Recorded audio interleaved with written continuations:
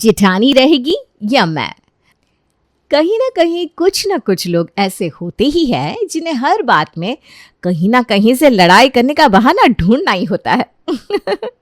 अब ऐसे ही लोगों में से एक है रश्मि की देवरानी शालिनी, जिसे बिना बात के लड़ना बहुत पसंद है।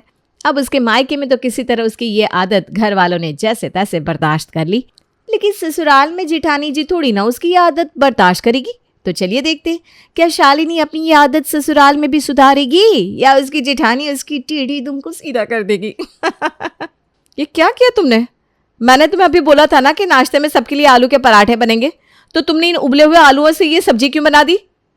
घर में क्या सिर्फ आपकी मर्जी चलेगी?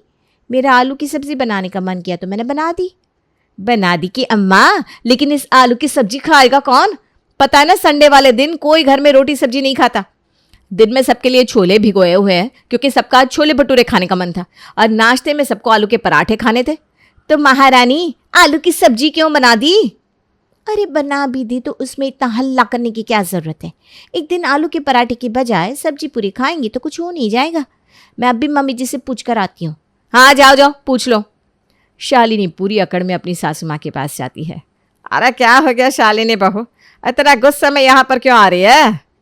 मम्मी जी, आज मैंने नाश्ते में आलू के पराठे की जगह पूरी सब्जी बना ली तो दीदी मुझे सुना रही है। अब आप ही बताओ, अगर मेरा सब्जी पूरी बनाने का मन था तो क्या मैं वो नहीं बना सकती?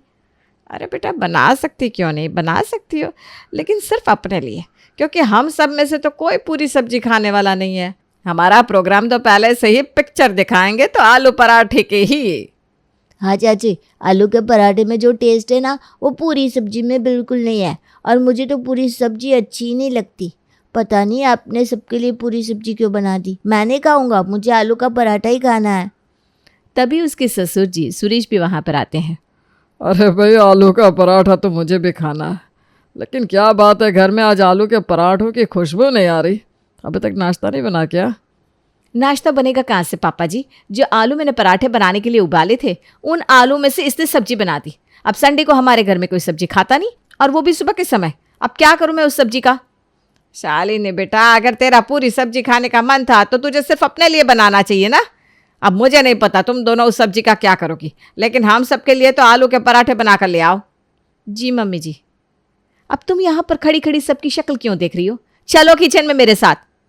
रश्मि शालिनी के साथ किचन में आती है। कुछ ज्यादा ही नहीं चिल्ला रही थी आप मुझे सबके सामने? जब चिल्लाने वाली हरकत करोगी ना तो चिल्लाऊंगी ही, तुम्हारी आरती तो उतारूंगी नहीं। चलो जल्दी से दोबारा आलू उबालने के लिए रखो और मुझे आटा गूंथ कर दो। अरे मैं क्यों करूं? पराठे बनाने का मन आपका है ना सबके लिए, तो आप करो। मैंने तो सब खुद ही किया था, लेकिन मेरे उबाले हुए आलू से तुमने सब्जी बना दी और गूंथे हुए आटे में तेल और अजवाइन मिला दी। यहाँ किसी को अजवाइन वाले आलू के पराठे पसंद नहीं है। अरे अब खड़ी खड़ी मेरा मुंह क्या देख रही हो? जल्दी से मदद करो मेरी। अब खुद काम का रायता फैलाओगे तो उसे समेटना तो पड़ेगा ही। लेकिन शालिनी को ऐसा करते हुए बहुत गुस्सा आ रहा था। अब बाकी सबसे तो वो बेमतलब से लड़कर उन पर हमेशा अपना गुस्सा उतार देती थी, लेकिन जिठानी ऐसी हाजिर जवाब कि उसे अपने सामने कुछ बोलने ही ना दे, जिससे देवरानी का पारा अंदर ही अंदर हाई हुए जा रहा था। आजकल कुछ ज़्यादा ही हुक्म चला रही है ये मुझ पर, इसे तो मैं देख लूँगी। अगले दिन बस थोड़े से कपड़े और बचे हैं, इन्हें सुखाकर ही नीचे चली जाऊंगी। बार बार कौन ऊपर नीचे चक्कर लगाए। रश्मि बहू। अरे अब माँ जी को क्या हो गया? आई माँ जी। रश्मि तो अपनी सासू माँ के बुलाने पर नीचे गई और इतनी देर में शालिनी ने वॉशिंग मशीन में कलर मिला दिया। अब आएगा ना मज़ा? कल बहुत चिल्ला रही थी ना सबके सामने मुझे। अब आएगा मज़ा जब माँ जी की ये सफ़ेद साड़ी गुलाबी हो जाएगी। सबके सामने जब मम्मी जी लेक्चर देंगी ना इनको, तब सुकून मिलेगा मुझे। शालिनी की वजह से मशीन का पूरा पानी गुलाबी हो जाता है। थोड़ी देर बाद रश्मि छत पर आती है। हे भगवान, ये क्या हो गया? मम्मी जी की ये साड़ी गुलाबी कैसे हो गई? इन कपड़ों में तो ऐसा कोई कपड़ा नहीं था जिससे कलर निकलता हो। फिर आखिर कलर छोड़ा किस चीज़ ने? तभी रश्मि की नज़र वॉशिंग मशीन के नीचे पड़ी कलर की एक डिब्बे पर। अच्छा, तो ये बात है। इस शालिनी की बच्ची ने मुझे मम्मी जी से सुनवाने के लिए ये हरकत की है। कोई बात नहीं, देखती हूँ आगे और क्या क्या करती है ये। रश्मि नीचे जाती है शाम के समय। अरे मुझे तो अपनी सफ़ेद वाली साड़ी सत्संग में पहन कर जानी है। लगता है अभी तक ऊपर ही सूख रही है। मैं जाकर उतार कर ले आती हूँ।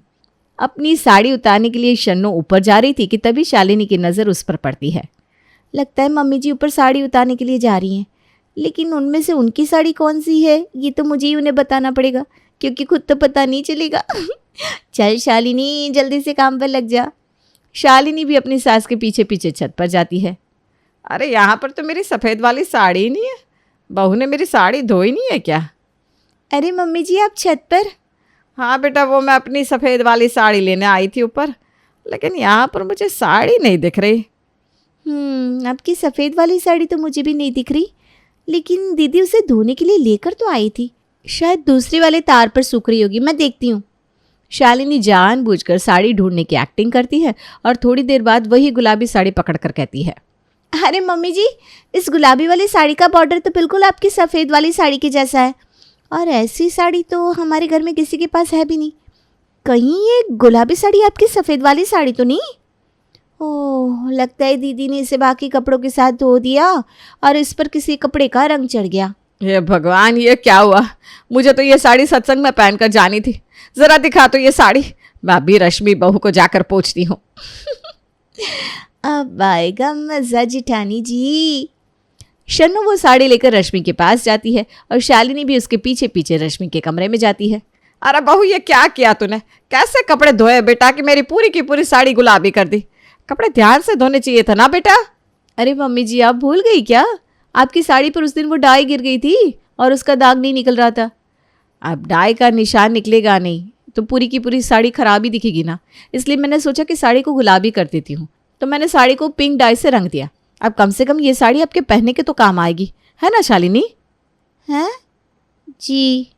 ये तो तूने बहुत ही अच्छा किया बेटा, मैं तो भूल ही गई थी पिछली बार इस साड़ी पर डाई लग गई थी। चलो अच्छा है, आज मैं यही वाली साड़ी पहनकर सत्संग में चली जाती हूँ।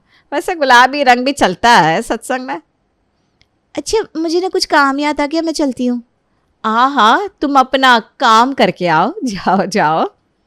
बढ़िया आई थी मुझे मम्मी जी से डांट पड़वाने। अब घर वालों से रश्मि को डांट पड़वाने का एक मौका तो शालिनी के हाथ से निकल जाता है, तो अब वो रश्मि को सबसे डांट पड़वाने के लिए नया आइडिया सोचती है। चलो आज खाना भी जल्दी बन गया, थोड़ी देर कमरे में जाकर आराम कर लेती हूँ। हाँ हाँ, जल्दी से जाओ जिठानी जी। शालिनी किचन के बाहर छिपकर रश्मि पर नजर ही रखे हुए थी कि कब वो किचन से बाहर निकले और कब शालिनी उसके बनाए हुए खाने को बिगाड़ सके। रश्मि सारा खाना तैयार करके आराम करने अपने कमरे में चली जाती है। तभी शालिनी मौका देखकर किचन में जाती है। अब देखना जेठानी जी, आपके हाथ का ऐसा खाना खाकर सब कैसे आपको सुनाएंगी। उस दिन आलू पूरी के लिए बहुत सुनवाया था ना मुझे। अब देखिए मैं क्या करती हूँ।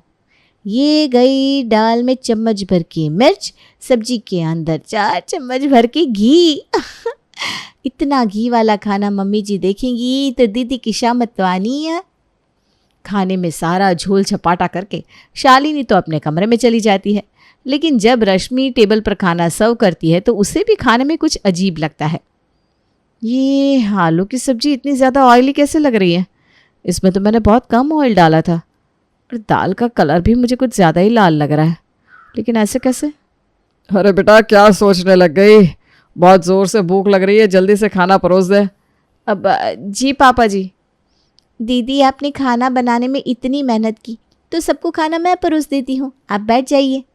नहीं, इसकी कोई ज़रूरत नहीं है प्यारी देवरानी जी, मैं खुद कर लूँगी। रश्मि सबको खाना परोसती है, लेकिन जैसे ही सब खाना खाते हैं, अरे मम्मी ये कैसी दाल बना दी आपने, इतनी मिर्च, पर खाकर मज़ा आ गया है। अरे है क्या कर रही है शालिनी बहू, इतने दिनों बाद आज इतनी अच्छी दाल खाई है। सच में दाल जब तक चटपटी ना बनी हो ना तब तक उसे खाने का मज़ा ही नहीं आता। अरे दाल तो अच्छी बनी है, लेकिन ये आलू की सब्जी, आहा, बहू गांव में ना हम बचपन में सब्जी के अंदर घी डालकर खाते थे, वही दिन याद दिला दिए तूने। सब्जी में घी का कितना अच्छा स्वाद आ रहा है। हाँ रश्मि, सच में आज खाना बहुत अच्छा बनाया है तुमने। ये क्या हुआ?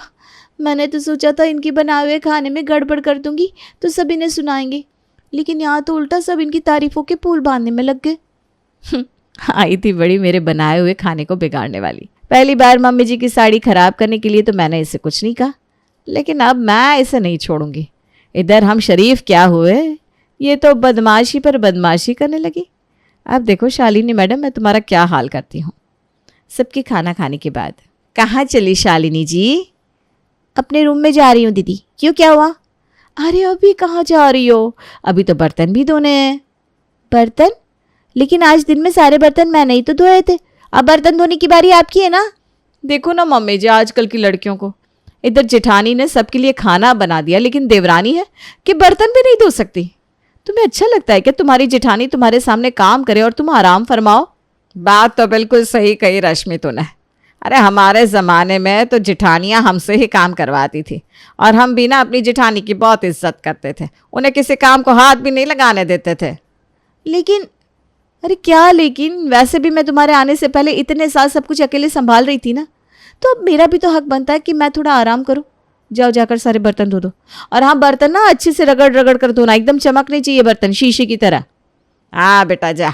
वैसे भी आज शालिनी बहू ने बहुत अच्छा खाना बनाया था, खाना बनाकर वो भी तो थक गई होगी। ठीक है, धोती हूँ।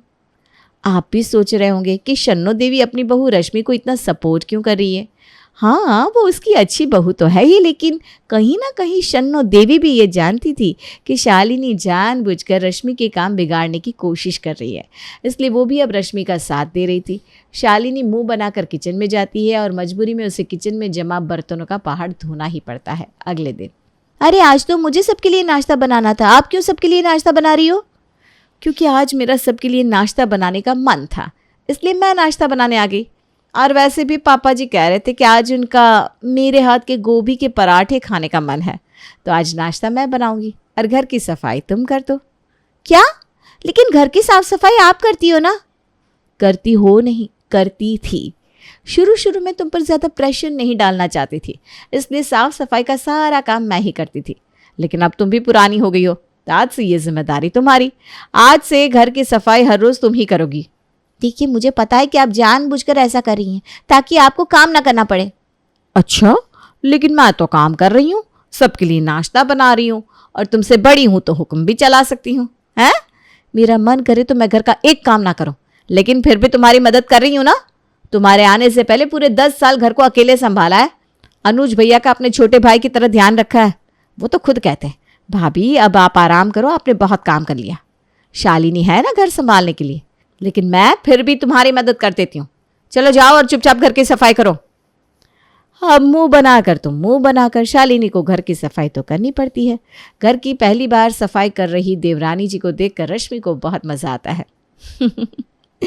बहुत लाड कर लिया मैंने इसका, लेकिन ये लाड के लायक है ही नहीं। अब देखती जा मैं तुझसे क्या क्या करवाती हूँ। इन्होंने तो मुझे घर की नौकरानी ही बनाकर रख दिया।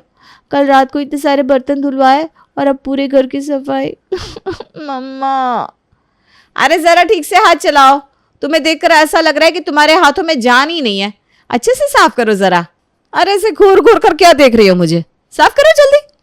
अब शालिनी अपनी जेठानी को कुछ कहना भी चाहे तो जेठानी उसकी सुनने वाली थोड़ी ना थी। ऐसे ही पूरे 1 महीने रश्मि शालिनी का बुरी तरह जीना हराम कर देती है। जिन कामों में वो पहले शालिनी की थोड़ी बहुत मदद करवा भी देती थी, अब तो वो भी करना छोड़ देती है 1 महीने के बाद। अच्छा सुनो शालिनी, आज मैं मम्मी जी के साथ मौसी जी के घर जा रही हूँ। शाम तक हम दोनों आ जाएंगे, तो तुम घर की साफ़ सफाई करके सारे कपड़े धो देना। और आज ना घर के सारे गंदे पर्दे और चादरें भी धो देना। और हाँ, सारे कपड़ों पर सूखने के बाद प्रेस कर देना। रात को आने में हमें थोड़ी देर हो जाएगी, तो खाना बना कर रख देना। बस बहुत हो गया। मुझे तो समझ में नहीं आता मैं इस घर की बहू हूँ या नौकरानी। जब देखो तब मुझसे ही सारा काम करवाती रहती हो। लेकिन अब मैं आपके साथ इस घर में नहीं रह सकती। जब इस घर का सारा काम मैं करती हूँ तो आप यहाँ पर करती क्या हो? आज से या तो इस घर में मैं रहूँगी या आप रहोगी। अच्छा जी? अच्छा जी? मम्मी जी, अब फैसला आपको करना है। आपकी छोटी बहू ही आपके घर को संभाल रही है, तो आप सोच लो आपके घर में अपनी छोटी बहू को आपको रखना है या बड़ी बहू को, क्योंकि अभी मैं इनके साथ एक छत के नीचे नहीं रह सकती। देख बेटा, मैं तो इस घर से किसी को निकालने वाली नहीं हूँ, और मुझे अच्छी तरह पता है कि मेरी बड़ी बहू तो मुझे छोड़कर कहीं जाने वाली नहीं। बाकी अगर किसी को जाना है तो मैं किसी को रोकूंगी नहीं। क्या जी, ठीक बात है ना? बिल्कुल ठीक कहा शन्नो जी। ये घर तो हमारे दोनों बेटों का है। अब दोनों का घर पर बराबर हक है, तो हम तो किसी को घर से जाने के लिए नहीं कह रहे। लेकिन अगर अब कोई घर में नहीं रहना चाहता तो हम क्या कर सकते हैं? बिल्कुल ठीक कहा पापा जी।